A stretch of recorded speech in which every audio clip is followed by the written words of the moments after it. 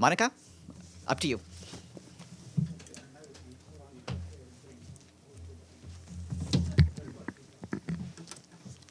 Thank you so much, Farhan. Very nice to see you all today. I have 3 notes for you, and one is for your diary. So let's start.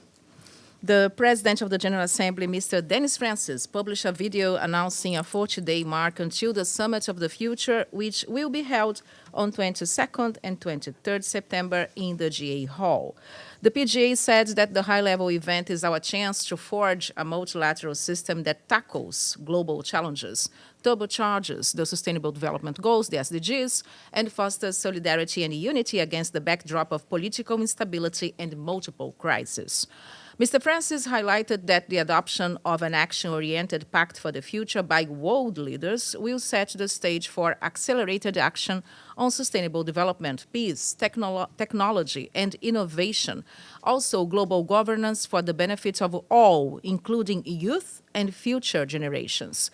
The PGA believes that the Pact for the Future will also be our roadmap to a peaceful, sustainable, and resilient world and a brighter future for all, leaving no one behind. And for the video and for more information, you can go to the PGA's YouTube page, which is www.youtube.com/@UNPGA78. And we will continue on preparations for the high-level week, the list of speakers for the high-level plenary meeting of the General Assembly to commemorate the International Day for the Total Elimination of Nuclear Weapons was opened earlier today. The event will take place on 26th of September in the Trusteeship Council Chamber at 9 a.m. in the morning. In a letter to member states, the President of the General Assembly, Mr. Dennis Francis, informed that delegations wishing to deliver statements can inscribe on the list of speakers online.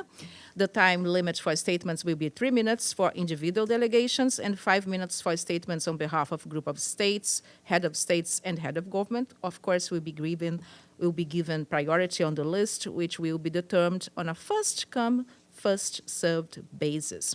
And the opening segment will hear remarks on that day from the PGA and the Secretary General, followed by statements by delegations. The second part of the meeting from 3 p.m. to 6 p.m. will include remarks by delegations and also representatives of civil society. The International Day for the Total Elimination of Nuclear Weapons has been observed since 2014, so this is the 10th year, right? And last but not least, for tomorrow, the 16th of August, the President of the General Assembly will deliver remarks at an event to celebrate the International Youth Day 2024. The actual day, you know, is celebrated on the 12th of August each year. So the commemoration is being organized by the AFS, Intercultural Programs, in collaboration with UN agencies and the Permanent Mission of Malta to the United Nations. This year, the theme is empowering young persons to foster peace and security for global citizenship, which aligns with the Youth, Peace and Security Agenda and reflects on progress since the adoption of Resolution 2250 by the Security Council in 2015, which recognizes youth as agents of positive change. The PGA will deliver remarks alongside the Director of the Youth Assembly, AFS, Ms. Yuma Khan, and Mr. Philippe Paulieu, Assistant Secretary General for Youth Affairs, will participate via video link. And youth leaders and activists from across the globe, including Ms. Lamar Zalagran, an activist from Afghanistan. The event will take place from 4 to 6 p.m. in Conference Room 4, and it will be webcast. So this is everything we have for today. Do you have anything else here on the screen? Gabriel, how are you? Hi, welcome back, Monica. Thank you so much. How are you? Good, thank you. Earlier this month, the OIOS completed its investigation into the allegations against UNRWA. That report is complete. It's my understanding that any member state can request a copy of that report. Is that your understanding as well? Yes, that's correct. And then the report was completed. The conclusions and the outcome are there. And, of course, member states have access to the report. Absolutely. And a quick follow-up to that is, would the PGA be informed if a member state requests that report or not? Not necessarily, no. Okay. So member states are free and sovereign to go there and ask for the. But the PGA, of course, took note of the completion of this investigation, and you will also recall that he was also briefed by Ms. Colonna when the first investigation was concluded. So he's fully aware of what Okay, is so going just on. to be clear, he doesn't have to sign off on the report being released to any member state, right? No, absolutely not. Thank you. No, thank you. Hey, how are you, Hamid? I How will are see you, Amelie. Sadiqati? Yeah, good to see you. The PGA worked hard on the Summit of the Future, which will be held 22nd, 23rd, but he will not be the president at the time. No, What- it's the new PGA. What role he would play in that summit?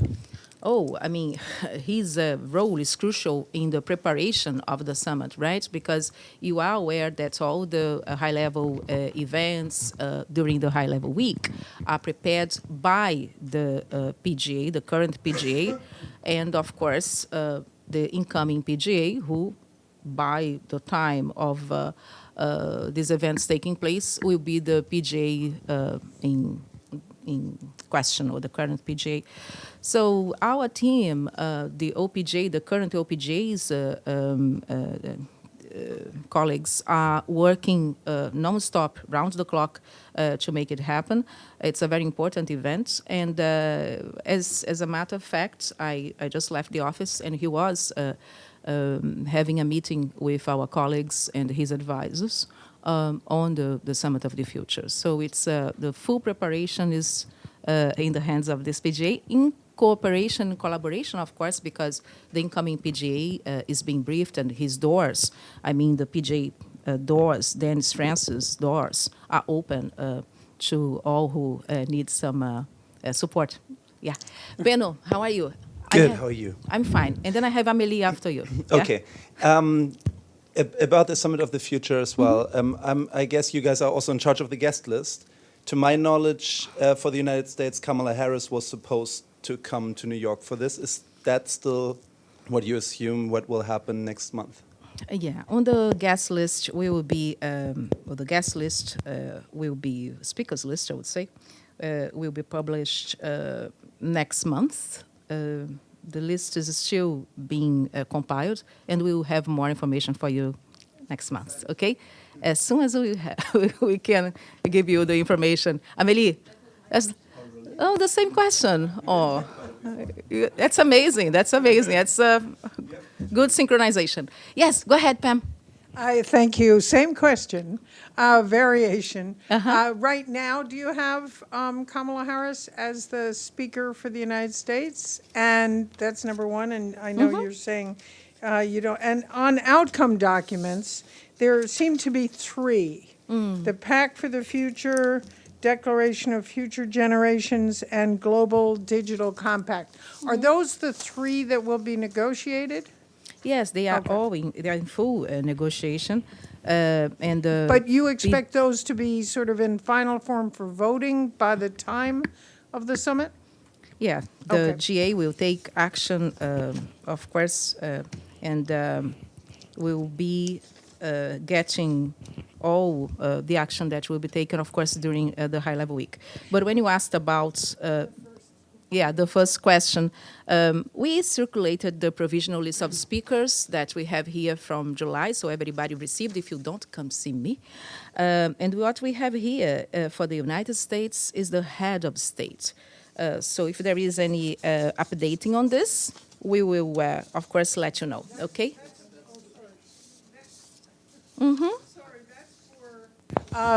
That's for the high-level week, Correct. U.S., but You're for talking about the Summit of the Future. The Yes. Summit of the Future, the list hasn't been finalized. Okay. As soon as we have it, we'll let you know. Okay, Hamid, you want to speak again? Yeah. And Edie. Okay, good. Go Yeah. ahead. On Let- Monday, Go ahead. on Monday Yeah. at 11:30, there will be a ceremony to commemorate the bombing of the UN headquarters in Baghdad on August The 9th of August, yes. 19, 2003. Will the PGA be in attendance?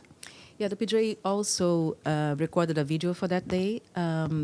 He will be joining the SDG and all colleagues in this house to mark this tragic day in 2003. We all remember when we lost our colleagues in Baghdad, including the head of the mission, the Brazilian UN official Sérgio Vieira de Mello, and of course it will be a sad day, a day of remembrance in this house, where we are going to pay tribute to our colleagues.